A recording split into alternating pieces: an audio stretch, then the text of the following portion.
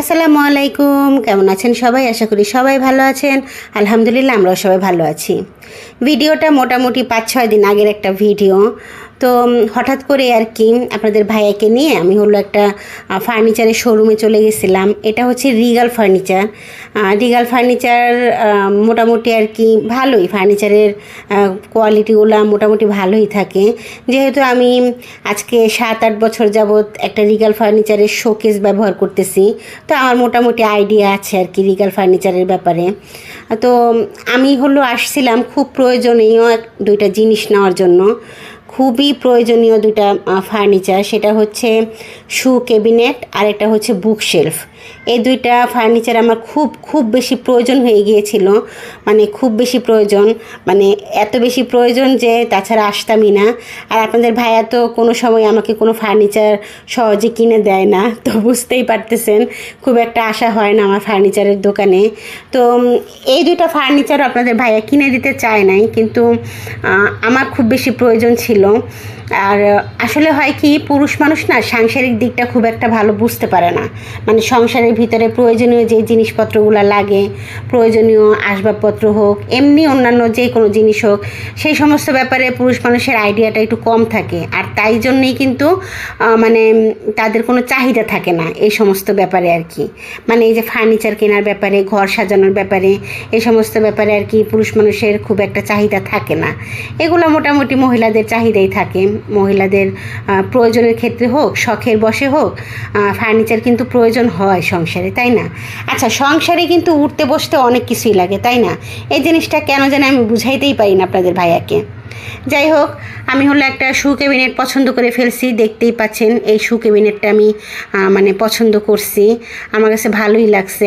কোনো কারুকাজ কোনো কিছুই নাই, একদম সিম্পলের মধ্যে, একদম মানে পুরাটাই একদম সিম্পলের মধ্যে, কোনো কারুকাজ কোনো কিছুই নাই। এটা রিগাল ফার্নিচারেরই।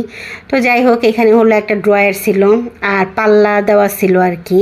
তো আপনাদের সাথে পরে ডিটেলসটা আমি শেয়ার করব। আর বুক শেলফ যেটা নিয়েছিলাম সেটাও আপনাদের সাথে আমি পরবর্তীতে শেয়ার করব আর কি, একটু পরে আর কি শেয়ার করব।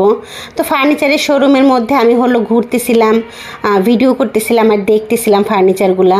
তো সোফাগুলা দেখে তো আমার খুব বেশি পছন্দ হয়েছিল। এগুলা কিন্তু কাঠের সোফা। রিগাল ফার্নিচার কিন্তু সচরাচর মানে বোর্ড টাইপের হয়, ফার্নিচারগুলো একটু বোর্ড টাইপের হয়, যে কোনো একটা বোর্ডের আর কি হয়। তো সোফাগুলো কিন্তু কাঠের তৈরি। কাঠের তৈরি সোফাই কিন্তু রিগাল ফার্নিচারের শোরুমে সেল করা হচ্ছে। তারপর দেখলাম শীত উপলক্ষে কমফোর্টার, তারপর বালিশ, বিছানার চাদর, এগুলোও সেল করতেছে। তো দেখে খুব ভালো লাগলো। কমফোর্টারগুলোও কিন্তু আমার খুব পছন্দ হয়েছিল। মনে মনে ভাবতেছিলাম যে এবার একটা কমফোর্টার কিনবো কি না, যেহেতু কমফোর্টার আমি ইউজ করি নেই কখনো। তো দেখা যাক নেই কি না, এটা ভবিষ্যৎ বলে দেবে আর কি।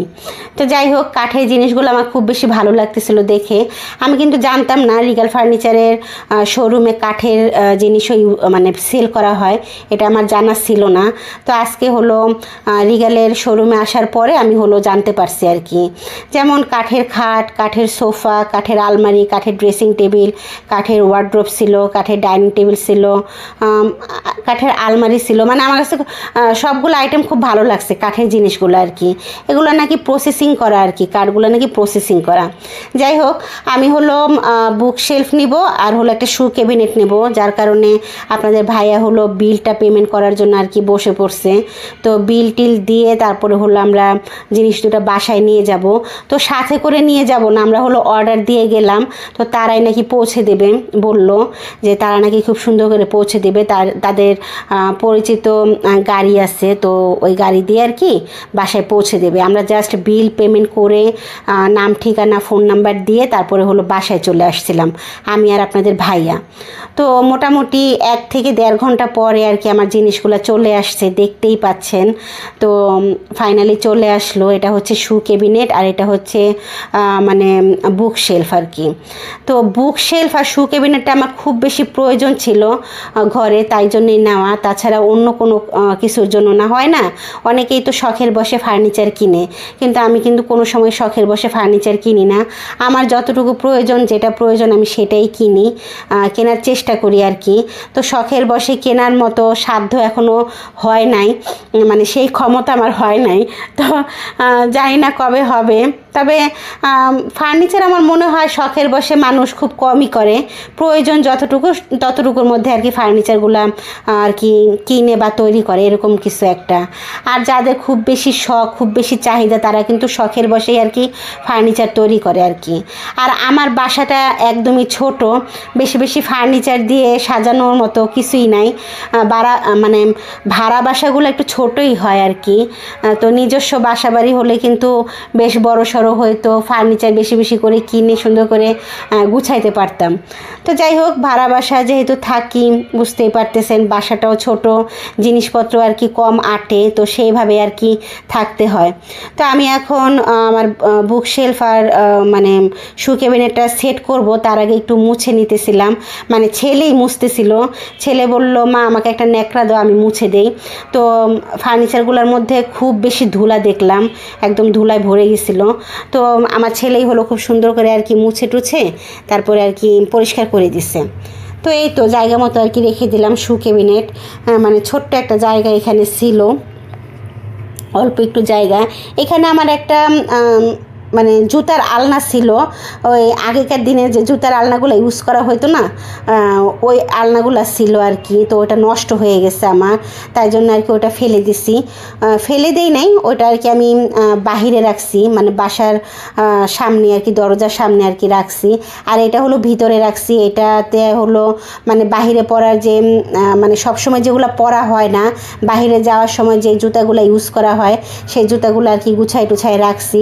মোটামুটি ভালোই বড়, খুব যে বড় তা বলবো না, আবার খুব যে ছোট তাও বলবো না। 4 থাকের শু ক্যাবিনেট আর হচ্ছে একটা ড্রয়ারও আছে। ড্রয়ারের মধ্যে আমি খুব একটা বেশি কিছু রাখি নাই মানে সব সময় তো আর মোজা ইউজ করা হয় না আমার, শুধুমাত্র আমার ছেলে আর কি মোজা ইউজ করে স্কুলে যাওয়ার সময়, তো ওর মোজাগুলাই আর কি থাকবে। আর এই টুকটাক হাবিজাবি রাখলেও রাখতে পারি আর কি, সমস্যা নাই। তো জুতাগুলো আমি হলো সুন্দর করে সাজায় গুছায় সেট করে নিছি। আর কিছু বাতিল জুতা ছিল সেগুলো আর কি ফেলে দিছি বাহিরে। তো শু ক্যাবিনেটটা আমি সুন্দর করে গুছাই নিছি, দেখতেই পাচ্ছেন। আর এইখানে কিন্তু একটা ফুলদানিও আমি রেখে দিছি, ঘরে ছিল তাই এখানে রাখলাম। এখানে তো আর কোনো কিছু রাখার কিছু নাই, তাই না? আর আমার ছেলের 2টা ক্রিকেটের ব্যাট আমি হলো ওই শু ক্যাবিনেটের একটা চিপায় আমি রেখে দিছি, একটু জায়গা আছে, ভাবলাম যে এইখানে আর কি রেখে দেই। এইখানেই ছিল ক্রিকেট ব্যাট 2টা, কিন্তু এইখানেই ছিল। তো শু ক্যাবিনেটটা বসানোর পর দেখলাম যে অল্প একটু ফাঁকা জায়গা আছে, এখানে রেখে দেই আর কি ব্যাট 2টা। ছেলে তো প্রায় খেলে আর কি ক্রিকেট ব্যাট দিয়ে। তো আমি হলো ফুলদানি দিয়ে আর কি শু ক্যাবিনেটটা সাজাই নিছি, দেখতেই পাচ্ছেন। শু ক্যাবিনেটের নিচে একটা রেক্সিন দিচ্ছি, আপনারা কিন্তু অবশ্যই কমেন্ট করে জানাবেন কেমন হয়েছে আমার শু ক্যাবিনেটটা। আর এই তো এটা হচ্ছে বুক শেলফ, খুব খুব খুব বেশি প্রয়োজন ছিল এটা আমার ছেলে মেয়ের জন্য।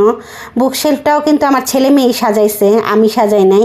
ওদের প্রয়োজনীয় এগুলো কিন্তু সমস্তটাই প্রয়োজনীয়, বই খাতা, যেহেতু আমার 2টা ছেলে মেয়ে, জানেনই আপনারা সবাই কম বেশি, ওদের প্রয়োজনীয় যে খাতা বই, তারপরে কলম পেন্সিল রং পেন্সিল যাবতীয় যা যা আরও আছে, তারপরে কোরআন শরীফ আছে, এখানে কায়দা আছে, রেহেল আছে, এগুলো সমস্তটা আর কি খুব সুন্দর করে আর কি আমার ছেলে মেয়ে 2জনে মিলে আর কি গুছাই নিছে। আর আগে কিন্তু টেবিলে আর ওয়ার্ড্রোপের একটা কোনায় একদম ছড়ানো ছিটানো থাকতো আমার মানে বই খাতাগুলা, খুব বাজে দেখা যেত, খুব বৃষ্টি লাগতো, মানে একদম কীরকম যেন একটা জঙ্গল টাইপ লাগতো। তাই জন্য আর কি মানে বুক শেলফটা নেওয়া হয়েছে। আর একসাথে না মানে বই খাতা জমায় রাখলে না মানে খুঁজে বের করাটা একটু টাফ হয়ে যায়, যখন খুব প্রয়োজন হয় তখন প্রয়োজনীয় বই বা খাতা মানে খুঁজে বের করতে খুবই ঝামেলা হতো আর কি আমার ছেলে মেয়ের। তো এই বুক শেলফটা অনেকদিন যাবৎ কিনবো করে আর কেনাই হচ্ছিল না, ফাইনালি কিনে ফেললাম রিগাল ফার্নিচার থেকে। বুক শেলফ আর হলো শু ক্যাবিনেটটা আমি ফাইনালি কিনেই ফেললাম, সাধ্যের মধ্যে যতটুকু হয় আর কি ততটুকুই আর কি কিনছি। তো আপনারা কিন্তু অবশ্যই প্লিজ কমেন্ট করে জানাবেন আমার শু ক্যাবিনেট আর বুক শেলফটা কেমন হয়েছে। তো যাই হোক, আজকের ভিডিওটা আমি এখানেই শেষ করব। আমার ভিডিওটা ভালো লাগলে অবশ্যই আমার ভিডিওতে একটা লাইক দিয়ে দেবেন, আর প্লিজ আমার ভিডিওতে বেশি বেশি করে শেয়ার করে দেবেন। আল্লাহ হাফেজ।